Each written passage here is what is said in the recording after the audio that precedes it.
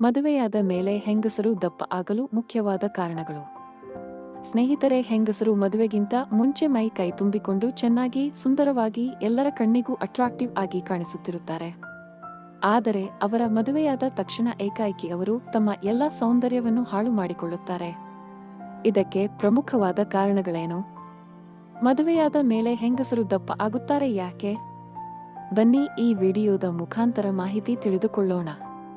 ಸ್ನೇಹಿತರೆ, ಮಹಿಳೆಯರು ಮದುವೆಯಾದ ಮೇಲೆ ದಪ್ಪವಾಗಲು ಪ್ರಮುಖವಾದ 3 ಕಾರಣಗಳು ಇಲ್ಲಿದೆ ಕೇಳಿ. 1.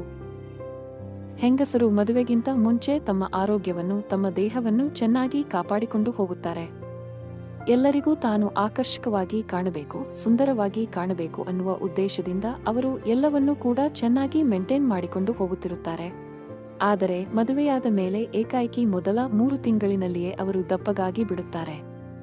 ಇದಕ್ಕೆ ಪ್ರಮುಖವಾದ ಕಾರಣ ಏನು ಅಂದ್ರೆ, ಆ ಅವಧಿಯಲ್ಲಿ ಅವರು ಅತಿಯಾದ ಸಂಭೋಗದಿಂದ ಮಹಿಳೆಯರಿಗೆ ತುಂಬಾ ಸುಸ್ತು ಆವರಿಸುತ್ತದೆ. ಇದರಿಂದಾಗಿ ಅವರ ದೇಹದಲ್ಲಿನ ಹಾರ್ಮೋನ್ಗಳ ಬದಲಾವಣೆಯಿಂದಾಗಿ ಮಹಿಳೆಯರು ಯಾವುದೇ ಕೆಲಸದಲ್ಲಿ ಆಸಕ್ತಿ ತೋರಿಸದೆ ವಿಶ್ರಾಂತಿಯ ಮೊರೆ ಹೋಗುತ್ತಾರೆ.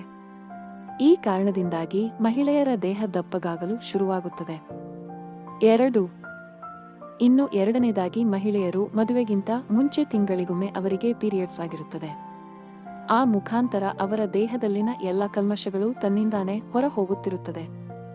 ಈ ಕ್ರಿಯೆಯಿಂದ ಹೆಂಗಸರ ದೇಹ ತುಂಬಾನೇ ಆಕ್ಟಿವ್ ಆಗಿ ಕೆಲಸ ಮಾಡ್ತಾ ಇರುತ್ತೆ. ಇದರಿಂದ ಮಹಿಳೆಯರು ತುಂಬಾನೇ ಚೆನ್ನಾಗಿ ಸ್ಲಿಮ್ ಆಗಿ ಮಿಂಚುತ್ತಿರುತ್ತಾರೆ.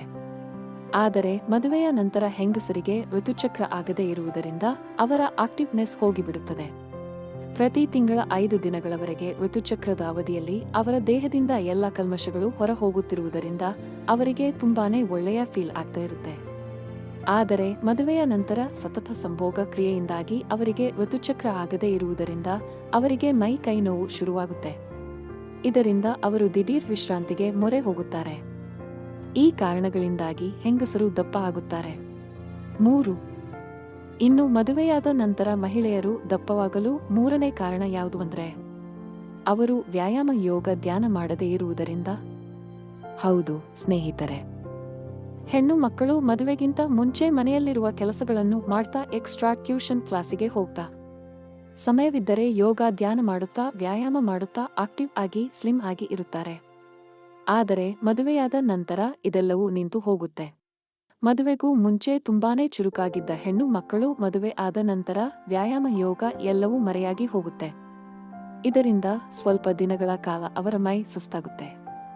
ಮುಂದುವರಿದು ಅವರು 3 ರಿಂದ 4 ತಿಂಗಳುಗಳ ಕಾಲ ಹೀಗೆ ಆಲಸ್ಯದಿಂದ ದಿನಗಳನ್ನು ದೂಡಿದರೆ ಅವರು ದಿಢೀರ್ ದಪ್ಪಗಾಗಿ ಬಿಡುತ್ತಾರೆ. ಈ ಕಾರಣಗಳಿಂದಾಗಿ ಮಹಿಳೆಯರು ಮದುವೆಯ ನಂತರ ದಪ್ಪನಾಗಿ ಬಿಡುತ್ತಾರೆ.